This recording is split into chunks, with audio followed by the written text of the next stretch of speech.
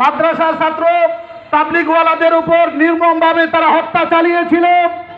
আবারও সেই ফিসিবাদ আকীদায় তারা 2021 সালের 18 ডিসেম্বর রাতের অন্ধকারে তাহাজ্জুদের সময়ে আমাদের তাবলিগের মুরব্বিদের সাথীদের উপর অতর্কিতভাবে হামলা করেছে। কি বলেন ঠিক কিনা? এই সমস্ত সন্ত্রাসীরা তারা পরিকল্পিতভাবে হত্যা চালিয়েছে। কি বলেন ঠিক কিনা? তাবলিগ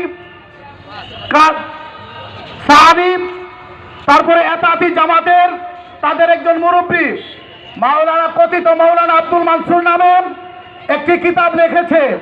ওই কিতাবের নাম হচ্ছে আল ইমারাতু হিয়া সুন্নাহ। ওই কিতাবের 16 নম্বর পৃষ্ঠায় আব্দুল্লাহ মানসুর লিখেছেন, যারা সাদ সাহেবকে আমির মানবে না তাদেরকে হত্যা করা ওয়াজিব। বলেন নাউজুবিল্লাহ। যারা কিতাব লিখেছে সাদ সাহেবকে যারা আমির মানবে না তাদেরকে হত্যা করা ওয়াজিব, তাইলে এই যে এই টঙ্গীর মাঠে রাতের অন্ধকারে